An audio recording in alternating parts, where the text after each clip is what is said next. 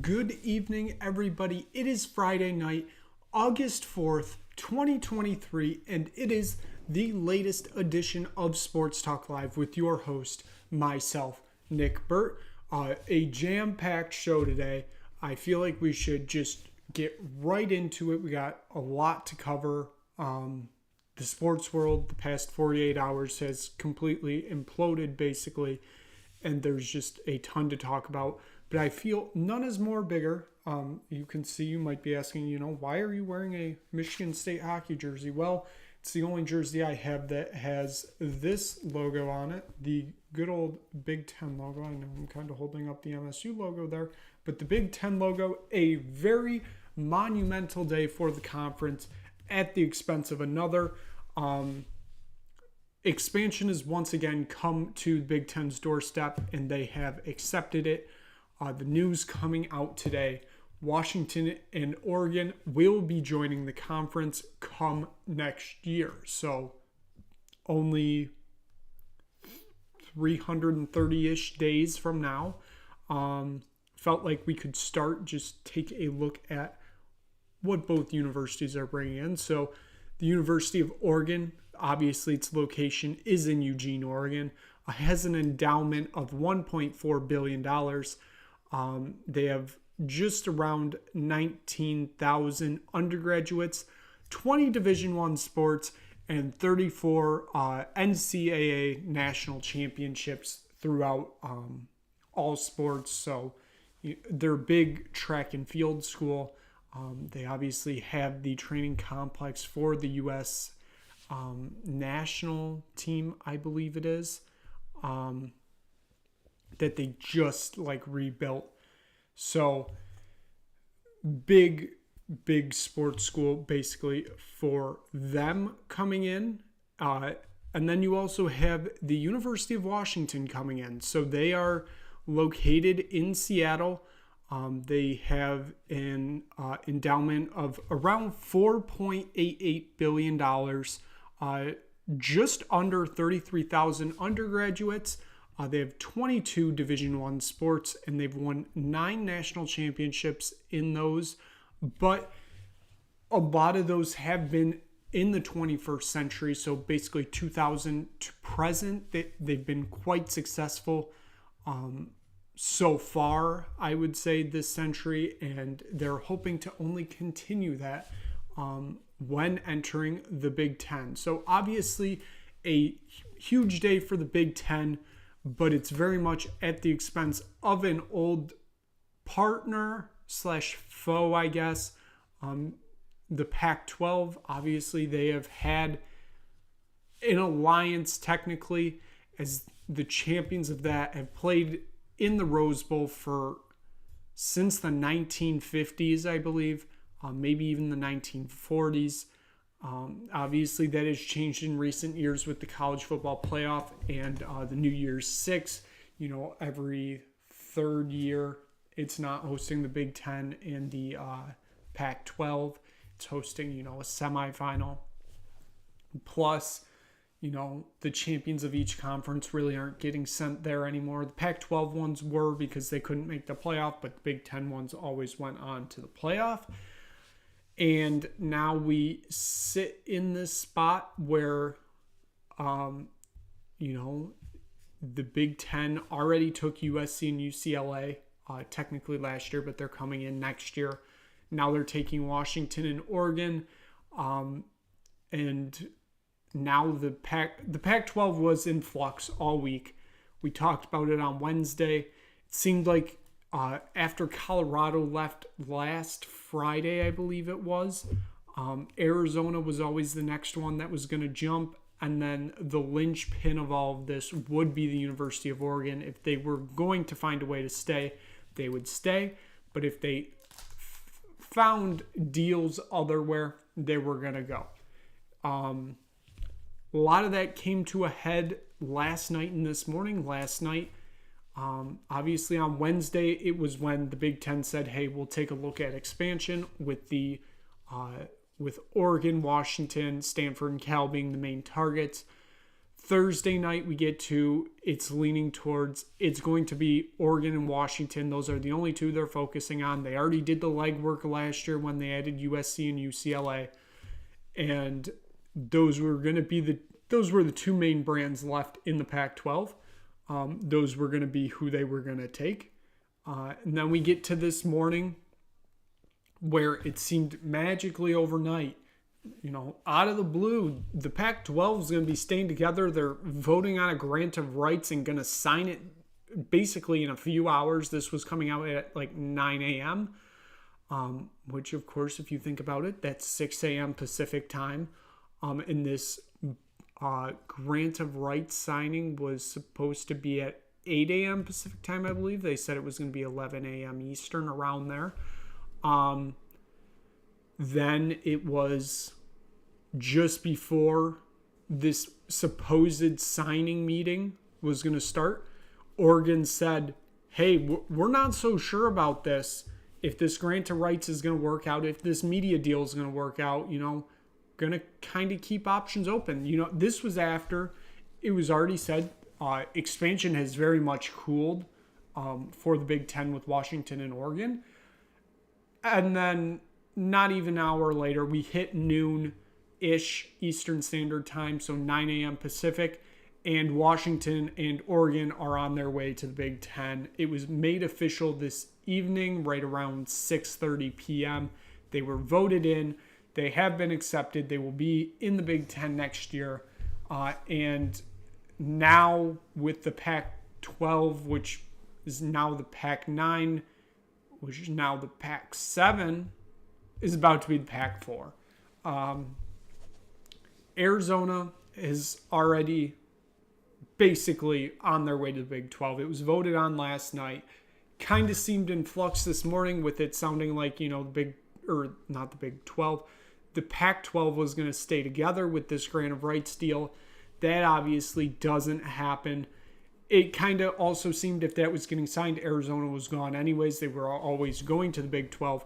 Well, now Arizona State and Utah will be joining them in the Big 12 next year, I should say. So that moves the Big 12 up to 16 teams come next year. Obviously, with the additions of Washington and Oregon, the Big 10 is up to 18. So now there are 4 teams left in the Pac-12. The belief is the conference is... I don't really know if there's a belief right now of what the conference is going to do. It seems like the main belief is it's going to dissolve. Washington State, Oregon State, who knows? It's probably going to be a Mountain West for them. Stanford most likely goes independent for football. I'm not sure what they do about basketball and all those other sports. It's possibly, a West Coast Conference situation. I have no idea. And Cal Berkeley, they are in a very rough spot, I feel, because they're kind of stuck in the middle of nowhere. Not like physically in the middle of nowhere, but they just have no dancing partner. I don't think they can feasibly go independent and survive that way. I don't think they can go to the Mountain West and survive that way. They are going to need a lifeline from somebody like the Big Ten to stay afloat, basically. And, it's going to be a real struggle for them. But with them and Stanford, it's always seemed like they've been going down the road of less and less focused on, football and men's basketball, I should say. And, kind of focusing more on academics, as they are one of those schools, or both of them are. And now I really don't know where any of the 4 go from here, because Oregon State and Washington State are way too good to be playing in the Mountain West. Stanford and Cal, way too good to be playing in the Mountain West. Stanford's the only one that can probably legitimately make independence work for them. I don't think the Big 12 is going to go to 18. I mean, if they do, they are throwing very much a lifeline for Washington State and Oregon State. And Stanford and Cal, like I said, their only options really seem to be the Big Ten, and I don't know if that's going to happen. I think the Big Ten is waiting to see what plays out in the Southeast-ish with the ACC. I think they are holding their cards close to their chest, waiting for that to fall, because it seems like each day we get closer and closer to somebody figuring out how to get out of there. I also don't see Washington State, Oregon State, Stanford, and Cal going to the ACC, which seems to be the only other option for them at this time. It just very, very tough situation for the Pac-12. Now, obviously, the Pac-12 in this iteration, 100% is dead. The question is, does a Phoenix Pac-12 rise from the ashes, somewhat like the Big East in 2014, with just basically a bunch of Mountain West schools? I don't know. The Pac-12 has been around 108 years, I believe, we're looking at right now.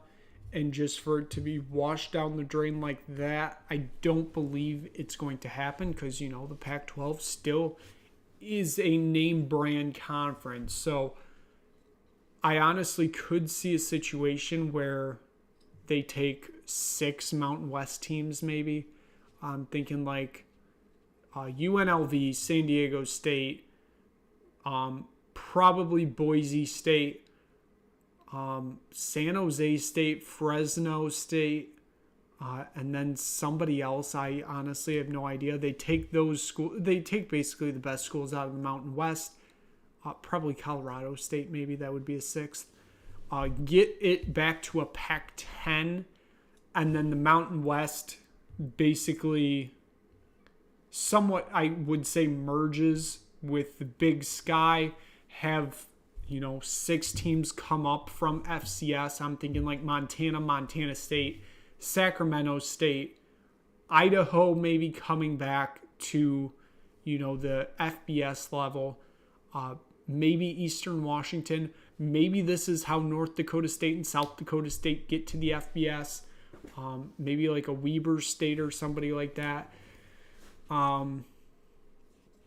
I think that would be the only way that the Pac-12 name survives. I don't know if they're going to do that. I don't know if the conference is just going to 100% go dead. Because, there was a time in like 2012, 2013 when the Big East was collapsing that it looked like the Big East name wasn't even going to survive and it was just going to go away. But then it was the Catholic 7 that broke off from the original Big East, bought the rights to the Big East name, put that to their new conference. So maybe something like that happens with the Pac-12. It just seems very late for all of this. Conference realignments are usually announced 2 or 3 years in advance. We saw it with USC and UCLA. They announced it 2 years before.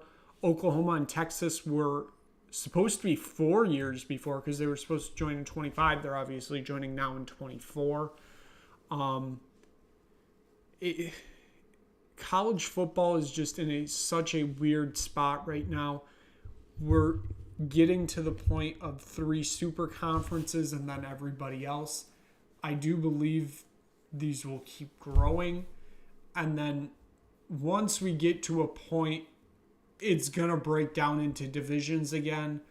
And it's going to be somewhat similar to what we used to have, except it's under bigger brands, names, I guess. I don't know. I don't know where this sport is headed. It's quite a shocking day, I would say, that everybody really saw coming. It really started with USC and UCLA joining the Big Ten. I felt like it was only a matter of time before Washington and Oregon joined. And if those 4 left, you couldn't add 20 teams to replace them. And that was just calling cards for the Pac-12. But like I said, it really is a shame that we are most likely losing the Pac-12. We're losing it in this iteration. Not sure if we're losing it fully. But, change is ever evolving in this sport. So it's going to be quite interesting to see how this plays out. So, we're going to keep an eye on this. We've been realigning since the 90s. It's not going anywhere, I'm sure. Once somebody figures out how to get out of the ACC, then it's starting all over again. And I think the ACC then becomes in trouble of becoming the next Pac-12.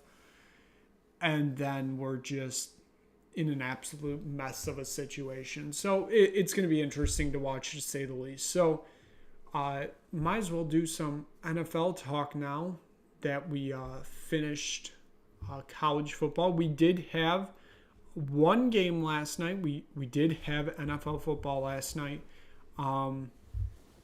The Cleveland Browns faced off against the New York Jets in the Hall of Fame game in Canton, Ohio.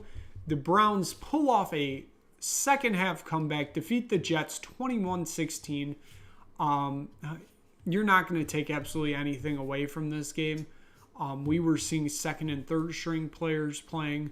Obviously those are going to be battles to make the final roster. I was really impressed with Dorian Thompson-Robinson for the Browns. He's fighting for that third string QB spot with Kellen Mond. Mond didn't really show me a ton last night for me to believe that he's QB3. But Dorian Thompson-Robinson, he looked absolutely amazing out there last night. 4th or 5th round draft pick, I think maybe 5th, from UCLA, a team that we were just talking about. I liked the performance I saw last night. Demetric Felton, I liked his performance too at running back. Put on a very good show for the Browns fans that were in Canton. But like I said, it's like a week 0 game in college football. This is the week 0 preseason game, so you're not going to be taking a ton away from this. So given that, just kind of wanted to touch base on that, given, it did happen. So we felt the need to mention it, basically. Moving on, Women's World Cup, I did say we would talk about this because the group stage is now over. We are in the knockout round. They start tonight, I believe 1 a.m. around there at some point. So we might as well take a look at how we are looking at a knockout round. So here is the official bracket. This is how it will play out for the rest of this tournament. So you have Switzerland and Spain. I believe that is the first game, if I'm not mistaken, taking place today. I believe that's either a 1 a.m. or 3:30 kickoff. It is one of the two. Switzerland and Spain are the 1 a.m. kickoff, so you will be seeing them play tonight, technically. Then you have the Netherlands versus South Africa. That game is tomorrow night. I believe that's a 10 p.m. kickoff. So it's going to be basically 2 games every day. Sometimes you'll get 3 and then a 1, which we'll see with Saturday/Sunday. You have Japan and Norway. They face off in the 4 a.m. game tomorrow morning. Then you have Sweden versus the United States. That's going to be a 5 a.m. kickoff on Sunday morning. That will be the only game on Sunday. You have one of the hosts, Australia, facing off against Denmark. That is on Monday at 6:30 a.m. I should specify all these are in Eastern Standard Time. France are facing off against Morocco. That will be on Tuesday morning at 7 a.m. England face off against Nigeria. That will be a 3:30 a.m. kickoff. And then the final game of the round of 16, see Colombia face Jamaica. That game is a 4 a.m. kickoff on Tuesday. So might as well,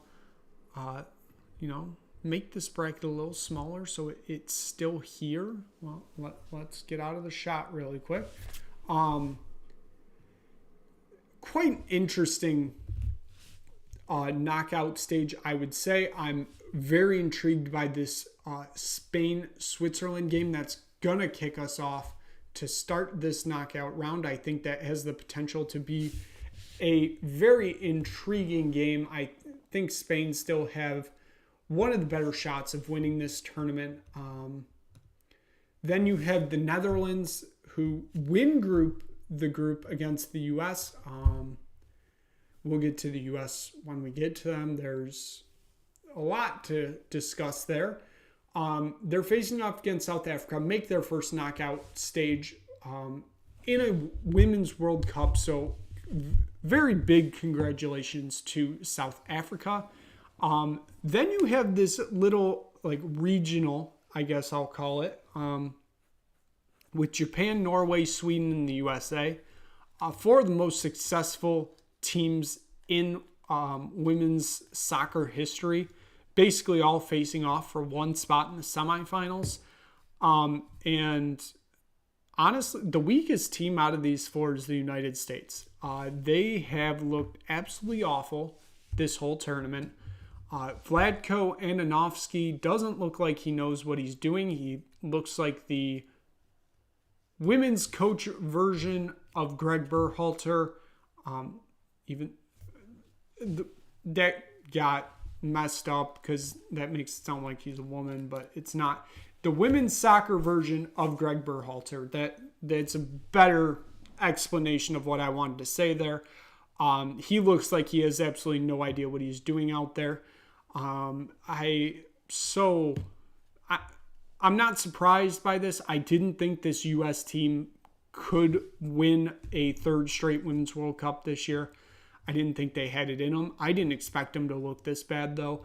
They were a goalpost away from getting eliminated in the group stage. That goalpost saved them in the 92nd minute against Portugal, because if that ball went in, Portugal's moving on, and the U.S. is already home, and a lot of interesting discussions would be happening on the internet if that happened. I still think a lot of interesting discussions are going to happen on the internet when they eventually get eliminated, it's going to be either against Sweden or against Japan or Norway. If they make it through that too, there need to be serious questions about what they were showing during the group stage. They are, like I said, they look absolutely awful. Like right now, it looks like a bunch of players out there. It doesn't look like a team out there.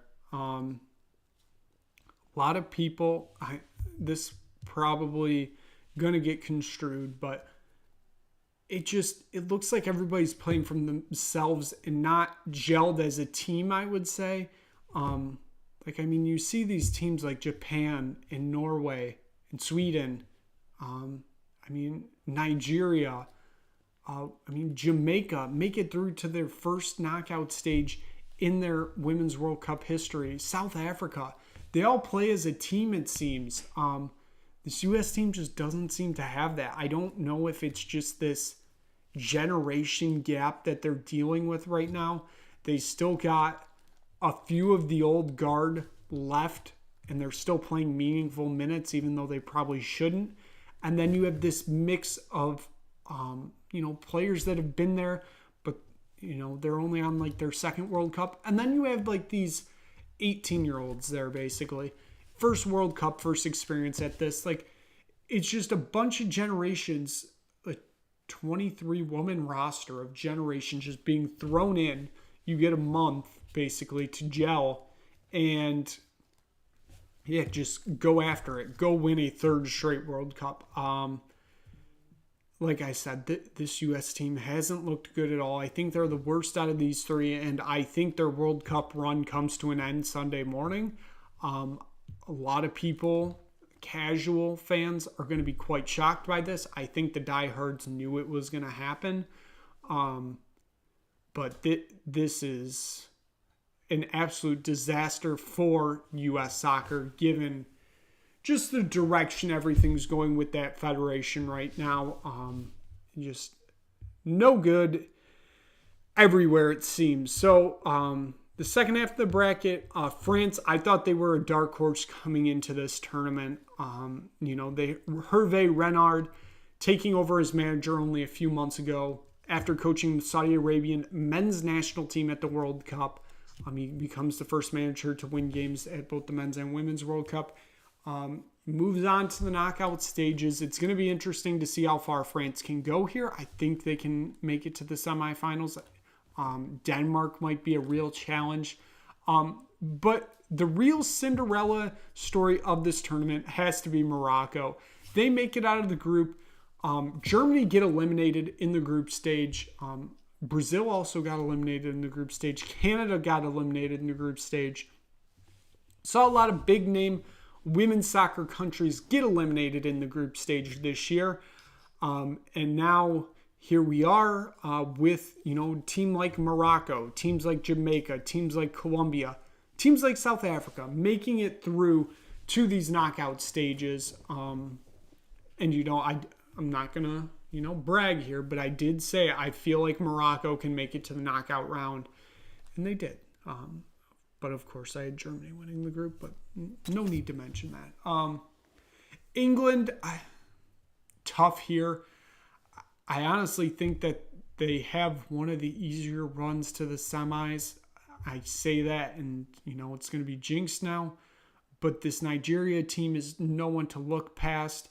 It's more looking at the game under that, the Colombia-Jamaica game. Yes, they're two good teams, but England should be better than them. I think if England get past Nigeria, I think depending on who comes out of the most likely France-Denmark game, England might have an easy run to the final. I say that, and they're going to lose to Nigeria now, but I'm not saying anything. I think England have a decent shot at this. But yeah, if we're looking at this right now, if I had to make predictions on what the finals going to be, I'll do what the semifinals are going to be right now. I'll take Spain. Or no, I'm not going to take Spain. I'm going to take the Netherlands in the first team to make the semis.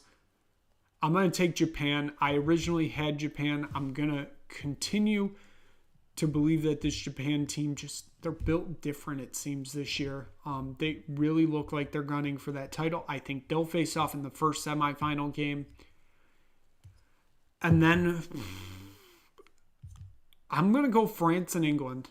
I had that as a prediction for my semifinal. I think it's still very possible. I actually might have had the Netherlands too. So this might still be my full semifinal that I originally predicted. I still think England win this tournament. They didn't look outstanding in the Haiti and Denmark game, but they did enough to get it done. China was a different story. They looked like a completely different team, but I think China was a weaker opponent than the other two. Well, Haiti maybe not, but I still think England can win this tournament. I think, honestly, any of those four can win this. I'll throw Spain in there too. I think that they can win it. But yeah, those are probably the five I see winning this tournament. I don't really see any of the other ones. Norway was too inconsistent in the group stage. I think Switzerland, South Africa, Australia, Morocco, Nigeria, Colombia, and Jamaica are just good stories. Sweden, the United States, Sweden, I just don't think will have enough to beat whoever they play in that next game. And the U.S., like I just explained, is in an absolute free fall right now. So given that's going to wrap it up for tonight. It was long week in the sports world. One of the craziest conference realignment weeks I think ever.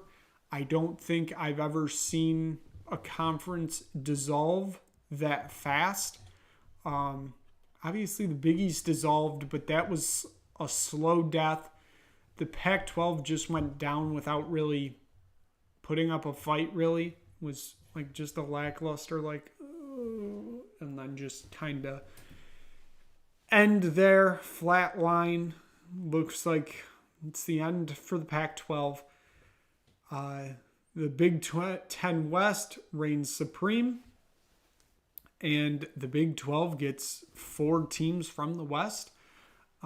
Now I'd expect the Big 12, once that ACC implodes, I think it's going to be like the Allied powers dividing up Germany. I don't think it's fully going to be split like Germany was after World War II, but I think each conference has an idea of who they want to target. I wouldn't be surprised at all if the Big 12 is targeting like Louisville or Louisville, whatever you want to pronounce, Syracuse,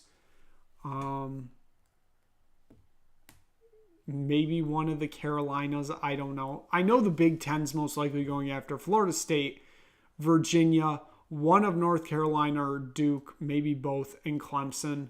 And then the SEC, I think, are going to, they'll figure out their own thing too, because the SEC has stayed quite quiet during all of this, which I think is intentional. So felt like I just kind of went on another ramble there, but I will wrap it up there. Hopefully you enjoyed this video.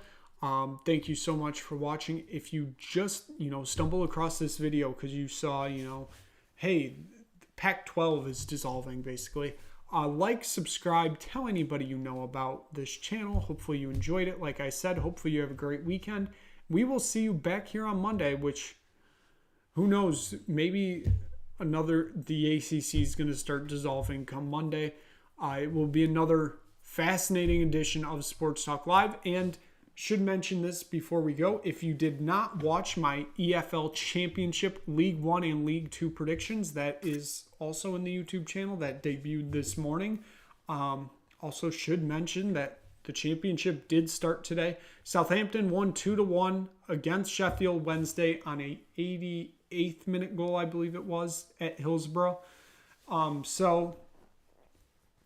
Southampton get this season off underway with a win. So thank you so much for watching. We will be back here on Monday for another edition of Sports Talk Live.